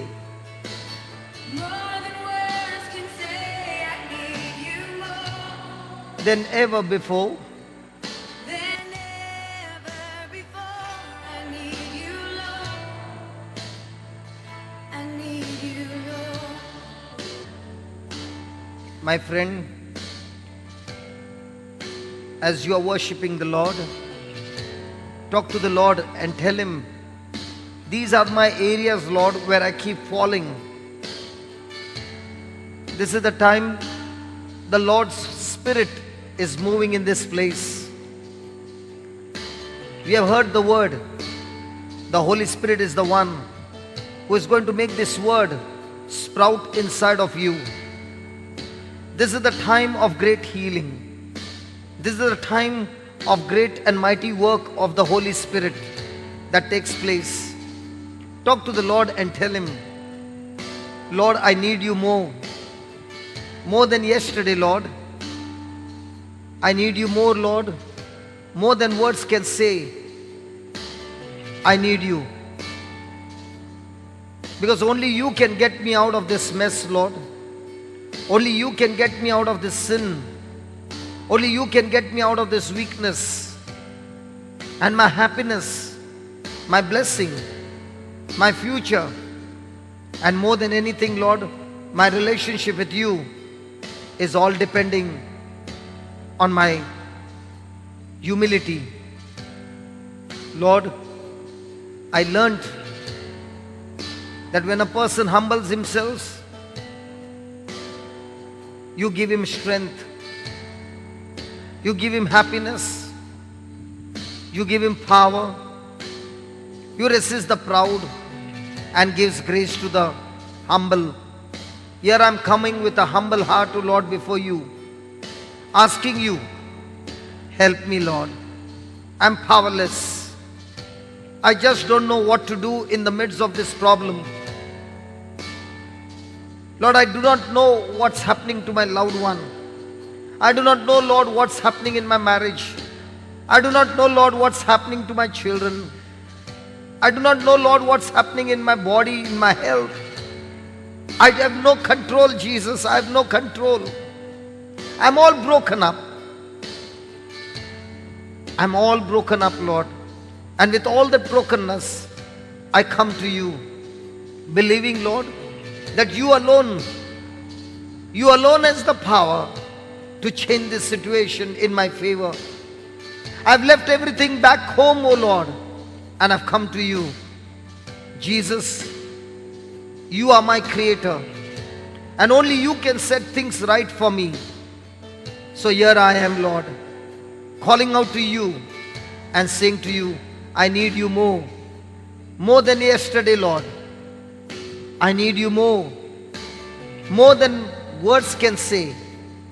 I do not know how to say to you, Lord, that only when you become the center of my life, everything in my life will change. Come on. I need you more. More than yesterday, I need you more. More than words can say. More than words can say, I need you more Than ever before. than ever before. I need you, Lord. I need you, Lord. More than the air I breathe, more than the song I sing, more than the next heartbeat, More than anything. more than anything, More than the air I breathe. more than the air I breathe, More than this song that I sing. more than the song I sing, More than the next heartbeat. more than the next heartbeat, More than anything.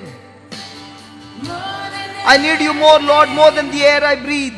more than the air I breathe, More than the song I sing. more than the song I sing, More than the next heartbeat. more than the next heartbeat, More than anything.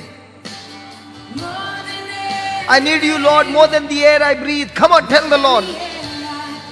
More than the song I sing. More than the song I sing, More than the next heartbeat. than the next heartbeat, More than anything. more than anything. And Lord, as time goes by, I'll be by your side I'll be by your side. because I know 'Cause I never want to go back in my old life. And Lord, as time goes by, I'll be by your side I'll be by your side. because I never want to go back. 'Cause I never want to go back in my old life. And Lord, as time goes by, I will be by your side I'll be by your side. because I never want to go back to my old life. Never want to go back in my old life. And Lord, as time goes by, I'll be by your side I'll be by your side. because I never want to go back, Lord. Never want to go back in my old life. I need you more. More than anything, Lord. More than yesterday, I need you more. More than words can say, Lord. More than words can say, I need you more. Than ever before, I need you, Lord. I need you, Lord. I need you more. More than yesterday. Yesterday, I need you more. More than words can say. Words can say, I need you more. More than ever before.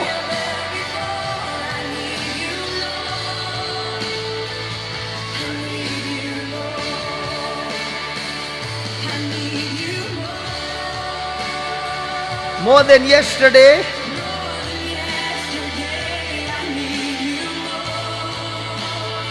More than words can say.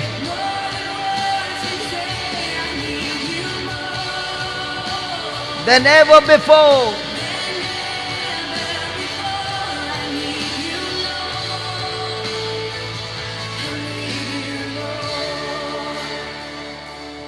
More than the air I breathe, more than the song I sing, more than the next heartbeat, More than anything. more than anything, more than the air I breathe, More than the song. I sing, More than the next heartbeat. more than the next heartbeat, More than anything. more than anything, more than the air I breathe, Tell the Lord, tell the Lord. more than the song I sing, More than the next heartbeat. next heartbeat. more than anything, more than anything, more than than the air I breathe, more than the song I sing, more than the next heartbeat, more than anything. more than anything. Lord, as time goes by, I will be by your side. I'll be by your side. One more time. Lord, as time goes by, I will be by your side. I'll be by your side. Come on, let this be your commitment. Come on. Lord, as time goes by, Come on, make your commitment. I'll be by your side. Not with my friends, Lord, but with you. Time goes by, Not with others, O Lord, but with you. be by your side. Come on. Lord, as time goes by, I'll be by your side. I'll be by your side. And Lord, as time goes by, I'll be by your side. And Lord, as time goes by, I'll be by your side. And Lord, as time goes by, I'll be by your side.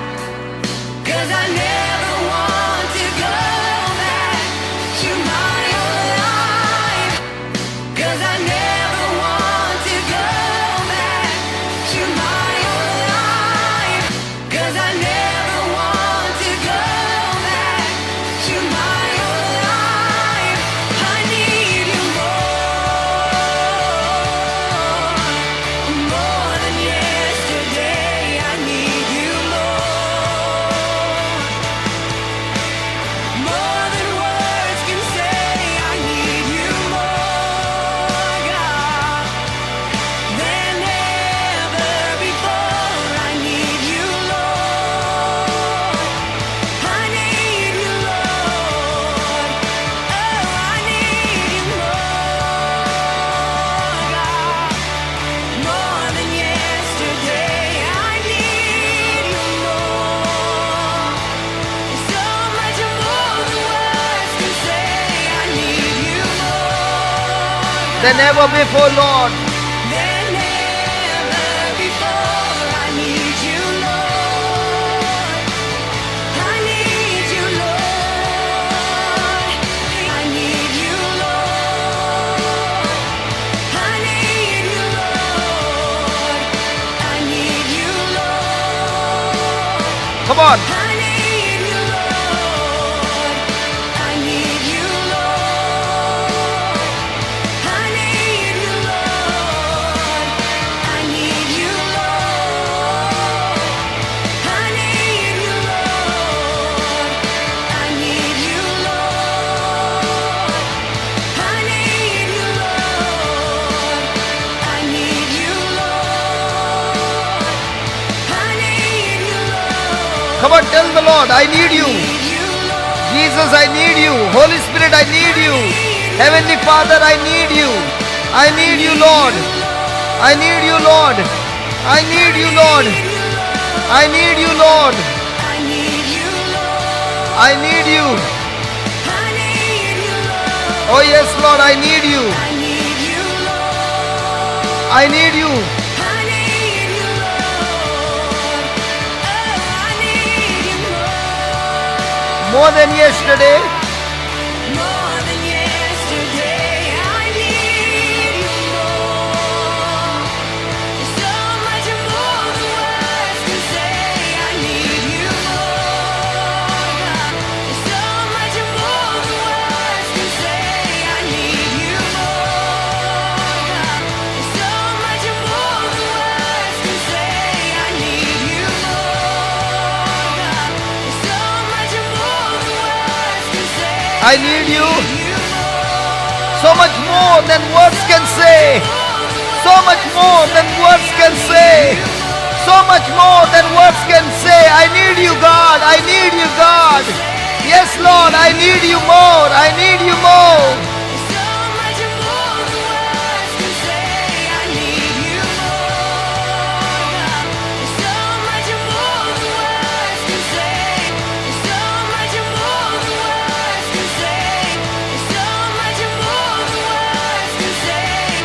So Much more than words can say. Oh yes. So much more than words can say. Oh yes, Lord. So much more than words can say. Oh yes, Lord. So much more than words can say. Oh yes, Lord. You more, God. So much more than words can say. I need you more, God. So much more than words can say. I need you more, God. So much more than words can say. I need you more, God.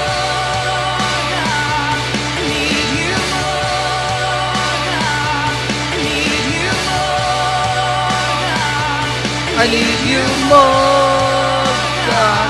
I need you more, God. I need you more, God. I need you more, God. Need you more. I need you more, God.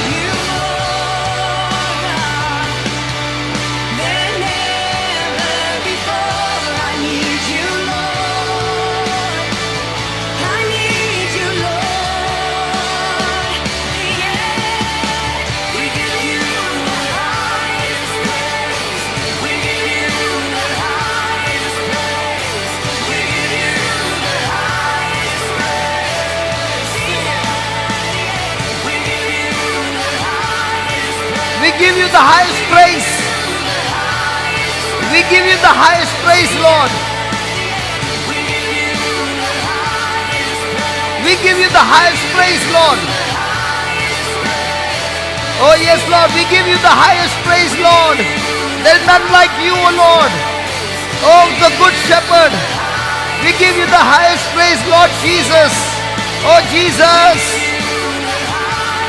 We give you the highest praise. We give you the highest praise. Come on. We give you the highest praise. We give you the highest praise. We give you the highest praise. We give you the highest praise. We give you the highest praise.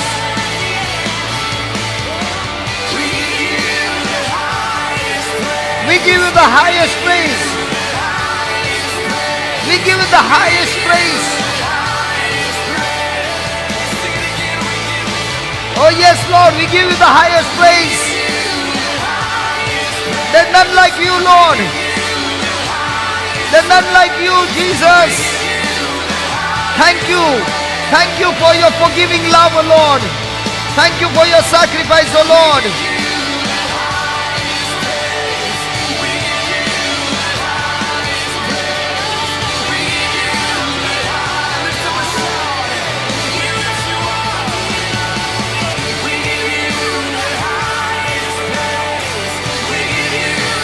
Thank you for your sacrifice, O Lord, on the cross.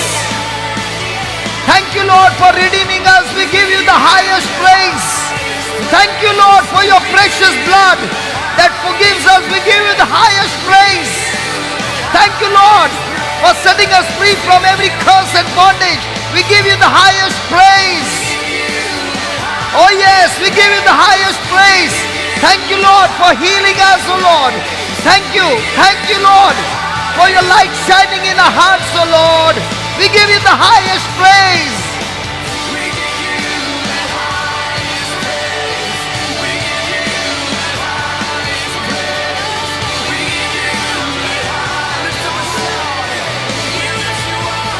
Come on. Tell the Lord. Tell the Lord. Come on, lift your voices and tell him, we give you the highest praise. Yes, Lord, we give you the highest praise. Only you deserve all the praise and the glory, Lord.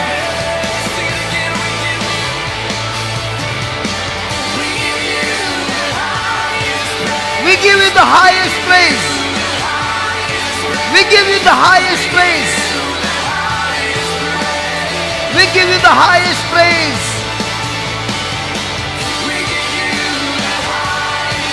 We give you the highest praise. We give you the highest praise. We give you the highest praise.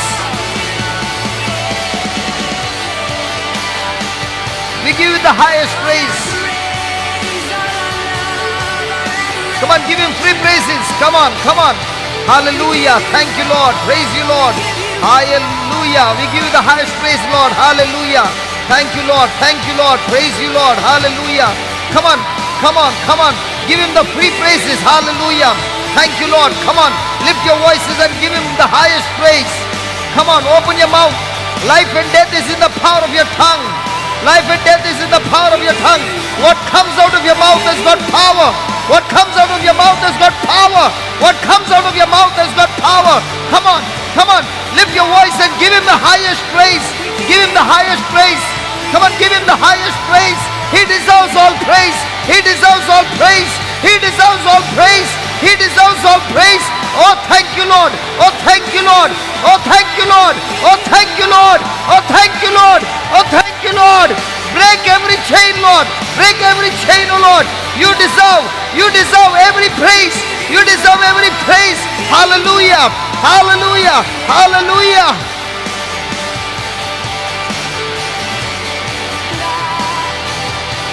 We give you all, we give you all,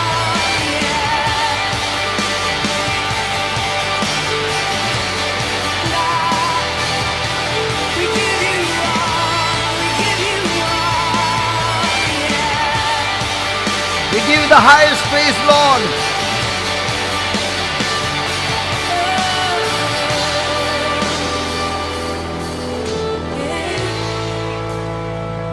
oh, more than the air I breathe, More than the more song, than the song I sing, more than anything. more than anything. I need you, Lord. I need you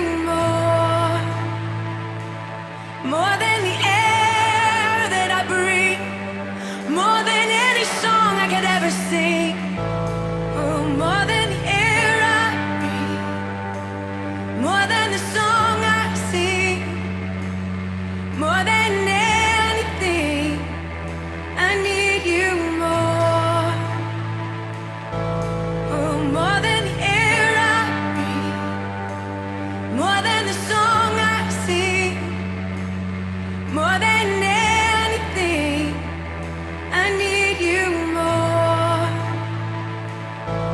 Oh, more than the air I breathe, more than the song I sing, more than anything. I need you more. Oh, more than the air I breathe, more than the song I sing, more than anything. I need you more. Come on, sing it.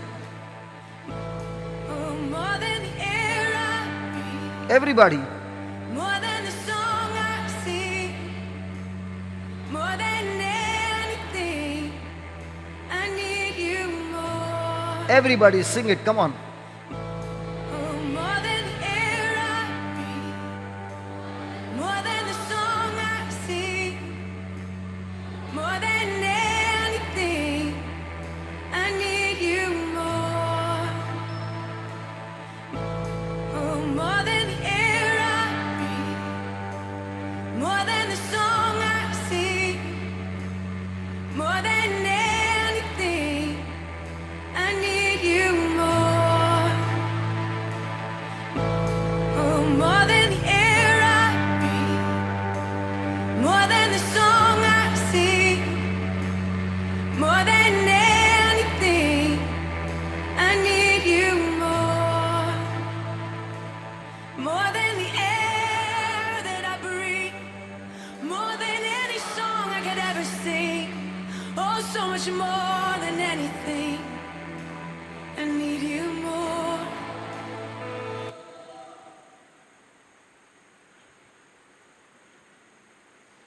Yes, Lord, more than the air I breathe, more than the song I sing, more than anything, I need you more. Without you, O Lord, we are powerless. Here we are, with all humility, saying to you, Lord, we don't want to go back to our old life. We never want to go back to our old life.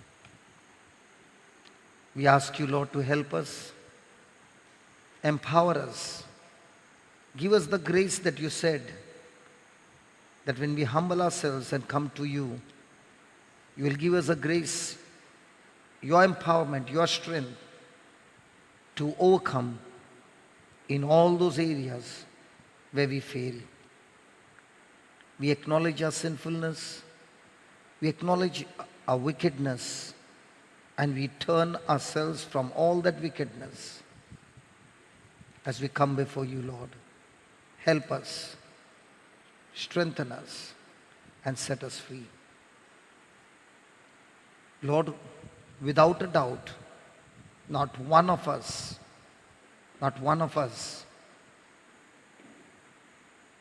have failed to receive your grace. Because we have all acknowledged our failures and admitted to you that we cannot walk in your perfection without your help. As we ask you to help us, we know without a doubt that your grace has come upon us. And with this grace, we will be able to resist the devil from now on, because we submit ourselves to you, and in this submission, we resist the devil, and the devil surely flees from us, because we are covered under your grace. And this grace that you have given us is a pure gift from you. We have received it by faith. We will use it by faith and see the manifestation of God by faith and see it with our eyes, it being manifested. We thank you and we praise you. In Jesus' name, amen.